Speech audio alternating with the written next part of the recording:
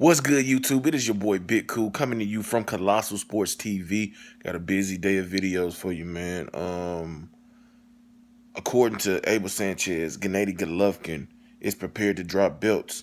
He said he's not gonna fold under what the IBF saying he has to do in regards to facing his mandatory Sergey Derevchenko, or what the WBC says he has to do in facing his mandatory Jamal Charlo. I'll post a link to the interview in the description below. Shout out to Michelle Phelps from behind the gloves. She conducted this interview. It was about 17 minutes long. I skimmed through it a little bit, but uh, Abel Sanchez talks about a lot of shit.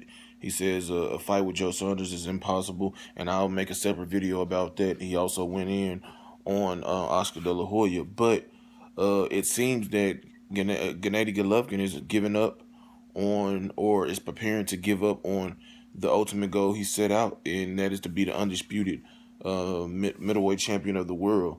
I mean, it seems like the opportunities just doesn't present themselves.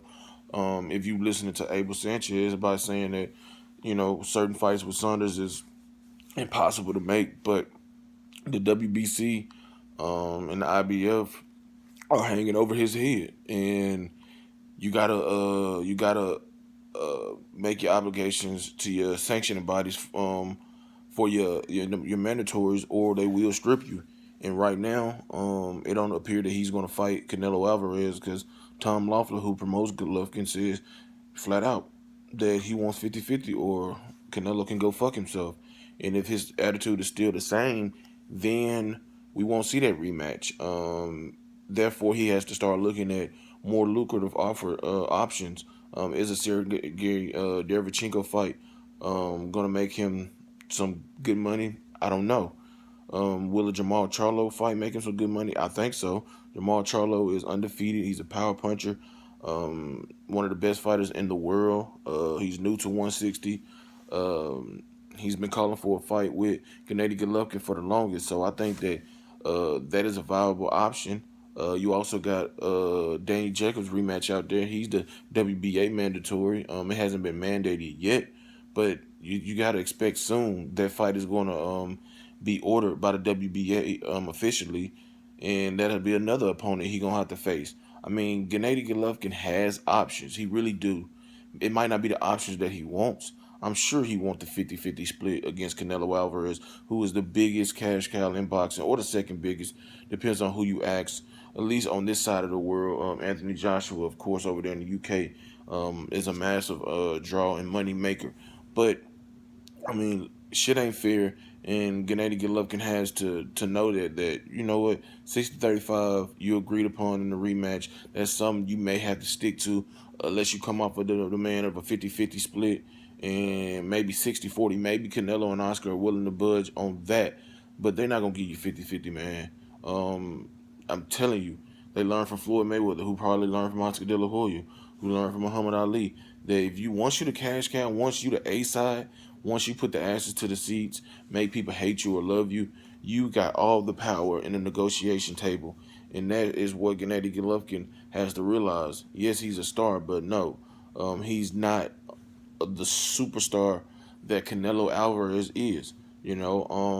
But he's prepared to drop those titles. Abel Sanchez, who does a lot of fucking talking, says a lot of fucking ignorant shit, is pretty much confirming what a lot of people with common sense, has known. Either you fight these mandatories or you drop the titles. Especially if your focus is on one particular fighter, whether it's Canelo Alvarez or Jamal Charlo or Sergey Derevchenko, you're gonna have to drop a title unless these sanctioning bodies give you an extension and make an exception for you to fight these guys.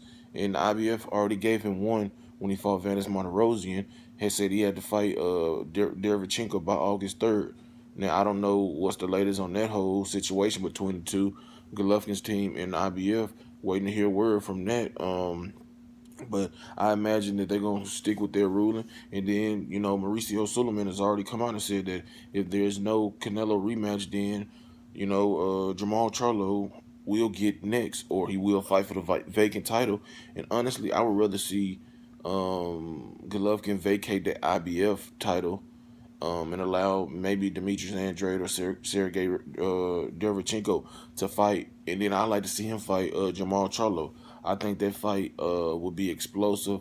Two power punchers, two confident guys who undefeated. I think that would be a great fight for boxing. I think that um, it'll be some good money, good exposure for Jamal, but some good money for Triple G. He's fighting on HBO. They put that fight in New York and California.